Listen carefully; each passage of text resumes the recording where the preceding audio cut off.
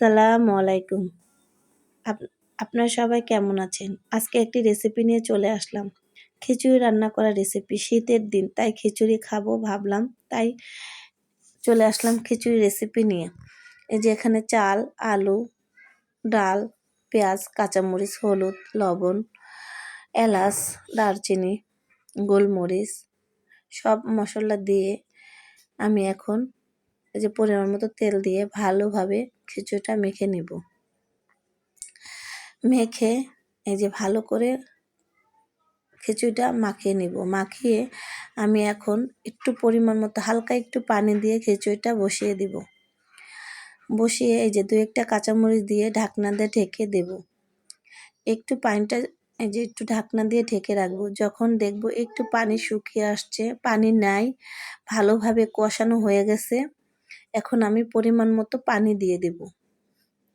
এই যে পানি দিয়ে আমি আবার ভালোভাবে নেড়ে চেড়ে নেব।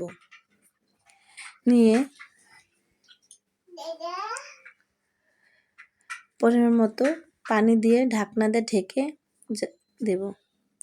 এই যে কিছুক্ষণ পর আসলাম, এসে দেখি আমার খিচুড়ি বলক উঠে এসেছে।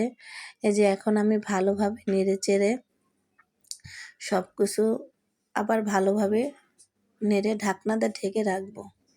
এখন আমি ঘরে যেয়ে ঘরদোর গোছগাছ করলাম। এই যে আমার খিচুড়ি রান্না হয়ে গেছে। এই যে ডিম ভাজা, এই যে খাসির মাংসের তরকারি, সালাদ আর খিচুড়ি। হঠাৎ করেই মনে হলো যে খিচুড়ি খাবো, এর জন্য খিচুড়ি রান্না করতে এসেছি। এই যে বসে পড়লাম খিচুড়ি খাবারের জন্য। এখন আমি এই যে গরম গরম খিচুড়ি, পাশে মেয়েটা জ্বালাচ্ছিল তাই ওকে সরিয়ে দিলাম। দিয়ে এখন আমি খিচুড়ি সবার জন্য বেড়ে নিচ্ছি। এই যে গরম খিচুড়ি, ধোঁয়া উঠতেছে খিচুড়িটা। শীতের দিনে খিচুড়ি খেতে অনেক ভালোই লাগে। গরম গরম খিচুড়ি, তাও নতুন আলুর খিচুড়ি বেড়ে দিলাম। এই যে ডিম ভাজা, সালাদ, মাংসর তরকারি নিয়ে বসে পড়লাম খেতে। আলহামদুলিল্লাহ, খিচুড়িটা খেতে অনেক মজা হয়েছিল। স্বামী সন্তান নিয়ে খিচুড়ি খেলাম। সবাই আমাদের জন্য দোয়া করবেন। আর যদি আমার কথায় ভুল ত্রুটি হয়ে থাকে অবশ্যই ক্ষমার দৃষ্টিতে দেখবেন। আমার চ্যানেলটা যদি ভালো লাগে একটু লাইক দিবেন, ফলো দিবেন, শেয়ার করবেন।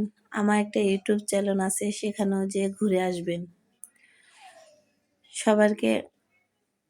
সবার কাছে এটা আমার অনুরোধ।